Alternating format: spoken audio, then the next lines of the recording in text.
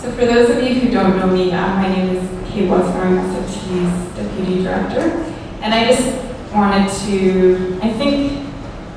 at least for myself and probably many of us in the room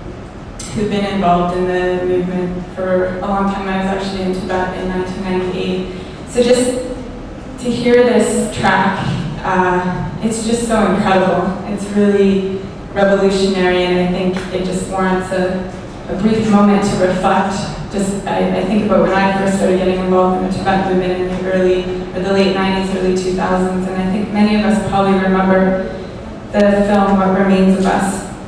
Sangoma, the young Tibetan woman in Canada who went into Tibet in the early, I think the film came out around in the early 2000s, and for many of us it was the first time she had Tibetans sort of speak on camera after they'd watched a video message by the Dalai Lama sort of speaking to the younger generation. And I think what we saw in the videotapes that she collected and the interviews that she did at that time, and even in this area of Amdo, there were some young university students, Tibetan university students, who were crying when they watched the video, and at the end, you know, and this is a very somber, brought tears to my eyes, as I'm sure it did. Many people sort of said, well, this is the first time that we've heard anything in our favor. And if you just think about what that means to grow up and having never heard or never felt proud of Tibetan identity, and just to have that, to hear that really kind of, I remember it really struck with me, and Lana was just reminding me of that film in that moment, and just now to see young Tibetans feeling so proud. And really I think what this song does is it's revolutionary in the sense that it's not just pride, but also a sense of coolness and a sense of ownership, that this is my identity, I'm Tibetan, it doesn't matter, you know, what the Chinese say or do. And so I guess all those years in a way, you know, 10 years since What Remains of Us came out, it's almost like the Chinese government,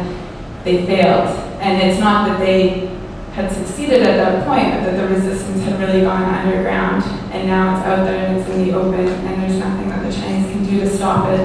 Just to be able to share and to really feel and hear the voices of Tibetans from inside, and this new revolutionary spirit that's so out there. It's always existed, but now it's so, it's every day almost that we're hearing news and hearing songs and singing poems about Tibetan identity, and just this pride and this coolness, this cool factor of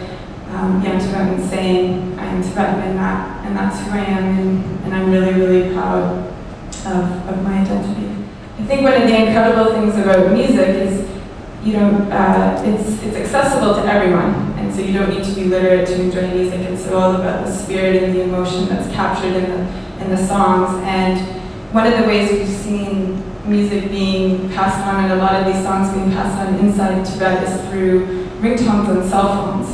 And so there's this whole, I think there's 27 songs that were recently banned by the Chinese government because they were deemed revolutionary or counter-revolutionary by the Chinese government standards. And so we actually have these songs available for you to download onto your phone and to spread around, and to just continue to make sure that the voices of Tashi Tunduk and other Tibetans inside, that we can continue to feed back and not just have Tibetans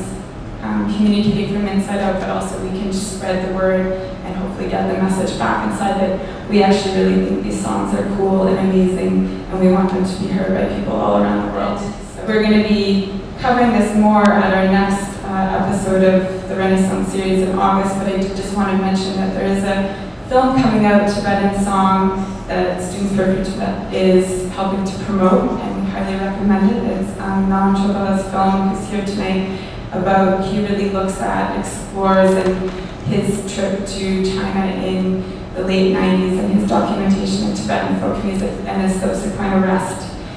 for documenting a lot of the roots of these songs. And so I won't go into too much about his film, but do check out his website, tibetansong.com, and his film will be premiering in New York on September 24th. And for those of you watching online, Nick is posting up right now where else that film will be premiering this fall in the United States. And so again, thank you so much for coming and sharing with us, and that we really hope that all of you in this room, because I think each and every one of us can do it, but especially for viewers watching online, is we ask that you start your own Renaissance series, and even if it's just getting together with friends and family and reading Tibetan poetry, or playing some of these songs for your friends, or especially if you live in other parts of the world, this is exactly what the Chinese government is trying to stop, this music and these lyrics and this poetry from reaching a wider audience. And in that way, we can ensure that they can never truly silence the voices of people who they put in prison. And let's just remember, again, just take with us this revolutionary, amazing, incredible last song that we just heard. So thank you.